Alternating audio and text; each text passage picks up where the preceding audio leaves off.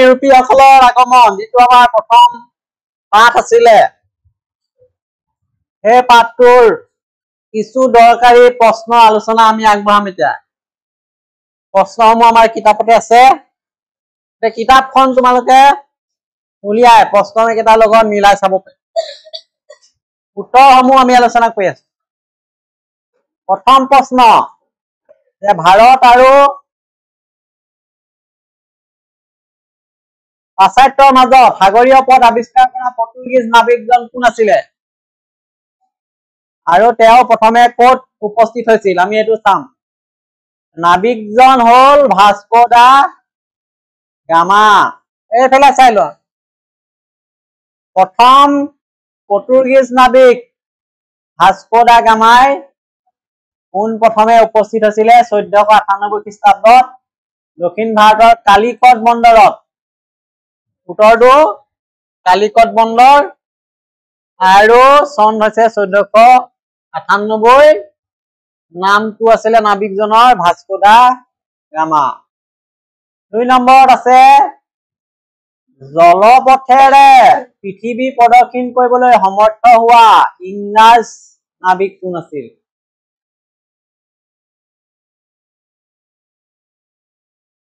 এতিয়া জলপথেৰে পৃথিৱী প্ৰদৰ্শন কৰিবলৈ সমৰ্থ হোৱা ইংৰাজ নাবিকজন আছিল ফ্ৰান্সিছ ড্ৰেক ফ্ৰান্সিছ ড্ৰেক নামৰ ইংৰাজ নাবিকজনে জলপথেৰে পৃথিৱী প্ৰদক্ষিণ কৰিছিলে 2 নম্বৰ 3 নম্বৰ ভাৰত ভূমিত পোন প্ৰথমে কোন ইংৰাজ নাবিকে অনুমতি পত্ৰ লৈ প্ৰৱেশ কৰিলে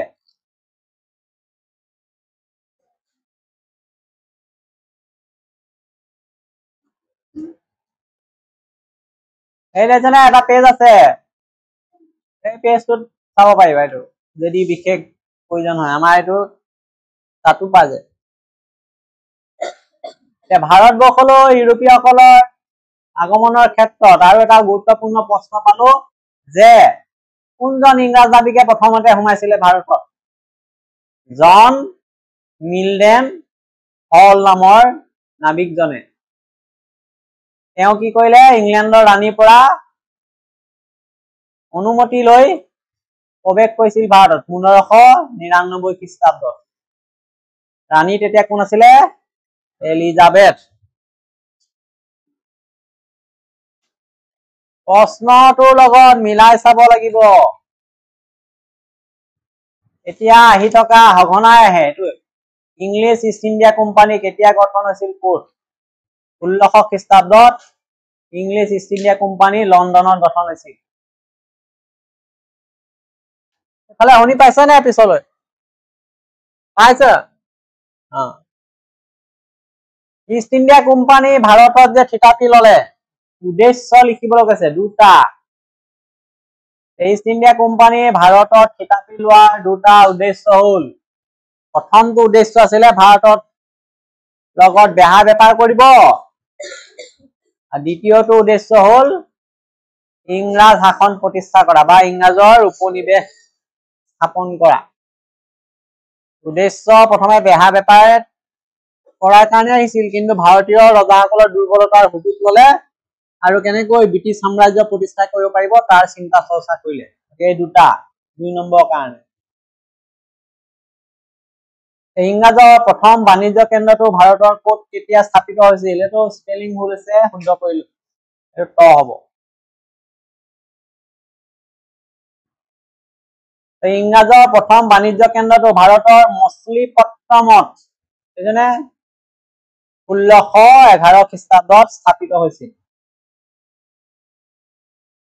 মঠাই মানে চনটো 1611 খ্ৰীষ্টাব্দ আৰু কোন ঠাই মছলিপট্টনম ফৰ্ট উইলিয়াম কি এটো এটা প্ৰশ্ন আছে আমাৰ ফৰ্ট উইলিয়াম হল এটা বাণিজ্যিক কেন্দ্ৰ ব্ৰিটিছৰ তিনিটা বাণিজ্যিক কেন্দ্ৰ আছিলে কলিকতাত মুম্বাইত মাদ্ৰাজত ফৰ্ট উইলিয়ামটো এটা বাণিজ্যিক কেন্দ্ৰ পৰাধীন ভাৰতৰ ব্ৰিটিছ শাসনৰ সময়ছোৱা দুটা ভাগত ভাগ কৰিব পাৰি কি কি ভাগ কিটা ভাৰতে স্বাধীন হোৱাৰ আগতে 200 বছৰ ব্ৰিটিছৰ অধীনত আছিল। সেই সময়খিনিক ইতিহাসত দুটা ভাগত ভাগ কৰে, ভগাব পাৰি কোন চনৰ পৰা কোন চনলৈ, আমি চাওঁ। গতিকে পৰাধীন ভাৰতৰ ব্ৰিটিছ শাসনৰ সময়ছোৱাৰ মূল ভাগ দুটা হল, প্ৰথমটো ভাগ মোগল সাম্ৰাজ্যৰ পতনৰ পৰা 1857 খ্ৰীষ্টাব্দৰ চিপাহী বিদ্ৰোহলৈ। মোগলৰ সাম্ৰাজ্যৰ পতন হলে তেতিয়াহে ব্ৰিটিছ ভাৰতত সোমাইছিলে। গতিকে মোগল সাম্ৰাজ্যৰ পতনৰ পৰা 1857 চনৰ চিপাহী বিদ্ৰোহলৈকে এটা যুগ। দ্বিতীয়টো হল 1858 খ্ৰীষ্টাব্দৰ পৰা ভাৰত স্বাধীন হোৱা সময়লৈকে 1947 চনলৈকে। এইটো দেখি পাইছা না? ইয়াতকে আৰু সুন্দৰ নহব, কথাখিনি ভালকে শুনিব লাগিব। গতিকে আমি দুটা স্তৰত ভাগ কৰিছো ব্ৰিটিছ পৰাধীন ভাৰতৰ বিষয়ে। প্ৰথম ভাগটো হৈছে মোগল সম্ৰাট বা মোগল সাম্ৰাজ্যৰ পতনৰ পিছৰ পৰা ব্ৰিটিছৰ বিৰুদ্ধে হোৱা স্বাধীনতা সংগ্ৰামৰ প্ৰথমটো বিদ্ৰোহ চিপাহী বিদ্ৰোহলৈকে, এইটো এটা সময়। তাৰ পিছৰ সময়টো হৈছে 58 চনৰ 57ত বিদ্ৰোহ হৈছিলে, তাৰ 58 চনৰ পৰা নতুন এটা প্ৰশাসন ব্যৱস্থা আহিলে। আমি পালো সেইটো ইংলেণ্ডৰ ৰাণীৰ হাতলৈ যেতিয়া গুচি গল শাসন ব্যৱস্থা, তাৰ পৰা দেশ স্বাধীন হোৱালৈকে 47 চনৰ। আৰু এয়া ভাৰত চৰকাৰ আইন কেতিয়া কোনে কি উদ্দেশ্যত প্ৰণয়ন কৰিছিল? ভাৰত চৰকাৰ আইন 1858 খ্ৰীষ্টাব্দত 2 আগষ্টত ব্ৰিটিছ সংসদে প্ৰণয়ন কৰিছিল। কি উদ্দেশ্যে? আইনখনৰ উদ্দেশ্য আছিল ইংলেণ্ডৰ চৰকাৰক পোনপটীয়া ভাৰত শাসন কৰাৰ ক্ষমতা দিয়া। এইটো আহিব পৰীক্ষাত। এইবিলাক শুনিছা যে ভাৰত চৰকাৰ আইন কোনে কি উদ্দেশ্যে প্ৰণয়ন কৰিছিলে?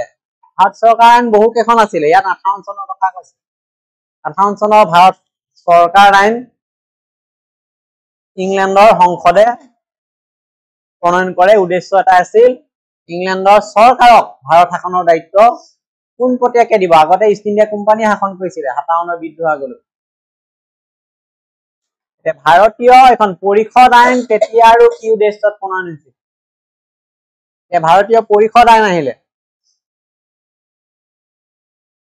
লিখিব নালাগে, এইটো মই ভিডিঅ' দি দিম, এটা গ্ৰুপত পাই যায়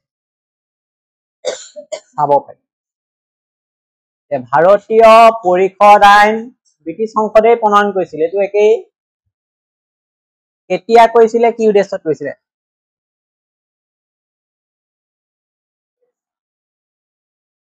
এই আইনৰ উদ্দেশ্য আছিল আধুনিক প্ৰশাসন ব্যৱস্থাটোৰ সৈতে শিক্ষিত ভাৰতীয়ক চিনাকি কৰাই দিয়ে।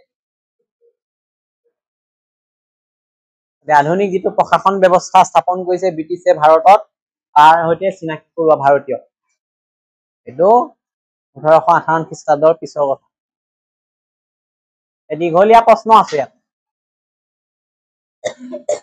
আছে নে নাই কিতাপত? প্ৰথম প্ৰশ্ন, ইংৰাজে ভাৰতৰ লগত বাণিজ্য চুক্তি কৰিবলৈ কৰা প্ৰচেষ্টা কেতিয়া সম্পূৰ্ণ হৈছিল? তাৰ পদক্ষেপসমূহ আলোচনা কৰা। পদক্ষেপসমূহ আলোচনা কৰিব কৈছে।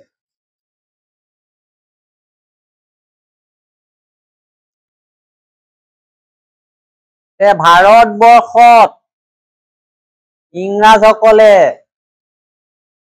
এতিয়াৰ পৰা বাণিজ্য কৰিবলৈ সুবিধা পালে। এইটো এটা দীঘলীয়া প্ৰচেষ্টাৰ ফল হিচাপেহে সম্ভৱ হৈছিল। হঠাতে ভাৰতলৈ আহি তেওঁলোকে বাণিজ্য কৰাৰ সুবিধা পোৱা নাছিলে। সেই প্ৰচেষ্টাটো কেনেকে আৰম্ভ হৈছিলে, কাৰ দিনত হৈছিলে, কোনে আগভাগ লৈছিলে, কোন তেতিয়া মোগল সম্ৰাট আছিলে, কি চুক্তি কৰিছিলে, গোটেই কথাখিনি আমি ইয়াত লিখিব লাগিব। এতিয়া আমি পুনৰ এই কথাটো চাওঁ, ভালকে শুনি লবা। ইংৰাজে ভাৰতৰ লগত বাণিজ্য চুক্তি কৰিবলৈ কৰা প্ৰচেষ্টাসমূহ 1715 খ্ৰীষ্টাব্দত সম্পূৰ্ণ হৈছিলে। গতিকে প্ৰাচ্যৰ সৈতে বেহা বেপাৰ কৰাৰ উদ্দেশ্যেই 1600 খ্ৰীষ্টাব্দতে ইংৰাজ সদাগৰ বিলাকে ইংলিছ ইষ্ট ইণ্ডিয়া কোম্পানী এটা গঠন কৰিছিল। আমি এইটো পালো। আৰু ইংলেণ্ডৰ ৰাণী এলিজাবেথ, এইটো এই হব, এলিজাবেথে এই কোম্পানীক অনুমতি দিছিলে ক'ত ব্যৱসায় কৰিবলৈ?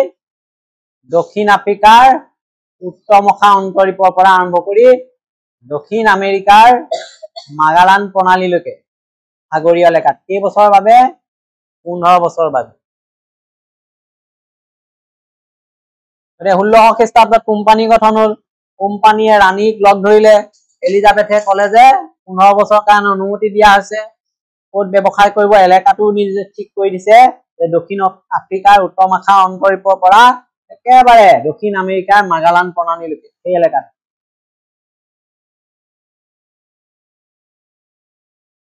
এই কোম্পানীটোৱে সাগৰী পথেৰে ভাৰতবৰ্ষত উপস্থিত হোৱাৰ আগে এইবিলাক মালাক্কা, সুমাত্ৰা, জাভা আদি ঠাইৰ সৈতে মছলা ব্যৱসায় কৰিছিল।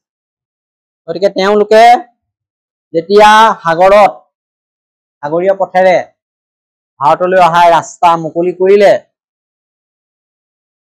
তাৰ আগতে এইকেইটা অঞ্চলত ব্যৱসায় কৰি আহিছে, মালাক্কা, সুমাত্ৰা, জাভা আদি ঠাইত। কি ব্যৱসায় কৰিছিল? এইটো কি ব্যৱসায়? মছলা ব্যৱসায় কৰিছিল। এতিয়া 1608 খ্ৰীষ্টাব্দত ইংলেণ্ডৰ ৰজা প্ৰথম জেমছে, এতিয়া 1600 খ্ৰীষ্টাব্দত গঠন হৈছে ইষ্ট ইণ্ডিয়া কোম্পানী, হয় নে নহয়? 1599 1600 ভিতৰত ৰাণী অনুমতি পালে, ব্যৱহাৰ কৰিবলৈ আহি গল।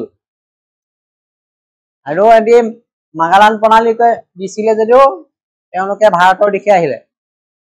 আহি 1608 খ্ৰীষ্টাব্দত এই ইংলেণ্ডৰ ৰজা প্ৰথম জেমছে ভাৰতৰ লগত বেহা বেপাৰ কৰাৰ উদ্দেশ্যে এজন মানুহ পঠাইছে, কেপ্টেইন উইলিয়াম হকিন্স।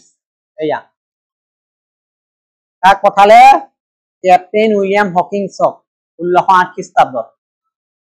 তেতিয়া মোগল সম্ৰাট আছিলে জাহাংগীৰ, আৰু তেওঁলৈ এখন পত্ৰ প্ৰেৰণ কৰিছিলে। আৰু সেই ব্যক্তিজন 1609 খ্ৰীষ্টাব্দৰ এপ্ৰিল মাহত আগ্ৰাত উপস্থিত হৈছিলে আৰু মোগল ৰাজদৰবাৰত সম্ৰাট জাহাংগীৰক সাক্ষাৎ কৰিছিলে। আৰু এয়া আছিল ইংৰাজৰ আগ্ৰাত প্ৰথম পদাৰ্পণ। এইটো ঘটনা ইতিহাসৰ কাৰণে আটাইতকৈ জৰুৰী। এনেকে সোমাইছে ব্ৰিটিছে ভাৰতত। প্ৰথম ব্যক্তি কাক পঠাইছিলে? কেপ্টেইন উইলিয়াম হকিন্সৰ কথা জানিব লাগিব। কোনে পঠাইছিলে? ৰজা প্ৰথম জেমছে। কিমান চনত পঠাইছিলে? 1608 খ্ৰীষ্টাব্দত। কেতিয়া পালেহি ভাৰত? 1609 খ্ৰীষ্টাব্দত। কোন আছিলে তেতিয়া মোগল সম্ৰাট? জাহাংগীৰে। আহি ক'ত উপস্থিত হল? আগ্ৰাত। আগ্ৰাত উপস্থিত হৈ কি কৰিলে? সম্ৰাটক সাক্ষাৎ কৰিলে 1609 খ্ৰীষ্টাব্দত। আৰু সম্ৰাটক লগ ধৰি কেপ্টেইন হকিন্সে বাণিজ্য চুক্তিৰ আবেদন পত্ৰ জাহাংগীৰক দিছিলে যে আমি চুক্তি এটা কৰিব বিচাৰো ভাৰতত ব্যৱসায় বাণিজ্য কৰিবলৈ। কিন্তু জাহাংগীৰে সন্মতি নিদিলে। একো লাভ নহল কেপ্টেইন হকিন্স ভাৰতলৈ আহি পেলাই। এতিয়া আকৌ পুনৰ 1615 খ্ৰীষ্টাব্দত ইংলেণ্ডৰ একেজন ৰজা প্ৰথম জেমছে আৰু এজন লোকক পঠালে। তেওঁৰ নাম হল ছাৰ টমাছ ৰো। আন এজন ইংৰাজক পুনৰ জাহাংগীৰৰ ওচৰলৈ প্ৰেৰণ কৰিছিল। গতিকে চেষ্টা চলাই আছে। 8 চনত কেপ্টেইন উইলিয়ামছক পঠালে, হকিন্সক। 9 চনত আগ্ৰাত পালেহি, কিন্তু সেইটো বিফল হল। আকৌ 1615 আৰু এজন পঠাইছে, ছাৰ টমাছ ৰো। আৰু তেওঁ পুনৰ জাহাংগীৰৰ ওচৰলৈ আহিলে ইয়াৰ পিছতো ইংৰাজ সদাগৰসকলে ভাৰতৰ সৈতে বাণিজ্যিক সম্প্ৰসাৰণ ঘটাবৰ সক্ষম হল। তাৰ পিছতহে তেওঁলোকে সক্ষম হৈছিল। এইটো 1615 চনৰ কথা। তাৰ পিছত আৰু 100 বছৰৰ পিছত কি ঘটনা ঘটিছে? 1715 খ্ৰীষ্টাব্দত আকৌ জন চাৰ্মান, এজন ইংৰাজ লোক, তেওঁৰ নেতৃত্বত এটা ইংৰাজ লোকৰ সজাতি দল আহিছে ভাৰতলৈ। তেতিয়া সম্ৰাট আছিলে ফাৰুকছিয়াৰ। তেওঁ সাক্ষাৎ কৰিলে, পুনৰ বাণিজ্যিক চুক্তিৰ প্ৰস্তাৱ আগবঢ়ালে আৰু সম্ৰাটে সজাতি দলটোৰ প্ৰতি হৃদয়ৰ ভাৱ দেখুৱাইছিল। কথা পাতিব নালাগে। আমি দেখিলো যে 100 বছৰ কি কৰি থাকিলে? 1615 পৰা 1715লৈকে এই 100 বছৰ কিমান দীঘলীয়া সময়। এই দীঘলীয়া সময়ত তেওঁলোকে চেষ্টা চলাই আছে, প্ৰতিগৰাকী মোগল সম্ৰাটক লগ ধৰিছে, তেওঁলোকে বাণিজ্যিক চুক্তিৰ কথা কৈ আছে। কিন্তু প্ৰথম অৱস্থাত মোগলসকলেও তেওঁলোকক ভাৰতত ব্যৱসায় বাণিজ্যৰ কাৰণে অনুমতি দিয়া নাছিল। কি নহওক 100 বছৰৰ পিছত আকৌ জন চাৰ্মানক পঠাইছে 1715 খ্ৰীষ্টাব্দত। এতিয়া সম্ৰাট ফাৰুকছিয়াৰ আছিলে আৰু সম্ৰাটে তেওঁলোকক অনুমতি দিলে কিছু পৰিমাণে। আৰু এই সুযোগতে সম্ৰাটৰ পৰা ইংৰাজ সদাগৰসকলে 3খন ফৰমান আদায় কৰিলে। ফৰমান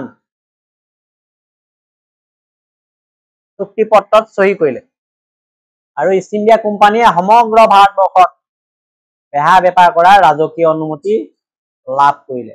এইটো একেবাৰে সংক্ষেপে ব্ৰিটিছে কি ধৰণে ভাৰতত বাণিজ্য কৰাৰ অনুমতি লাভ কৰিছিলে আমি এই কথাটো ইয়াৰ যোগেদি পালো।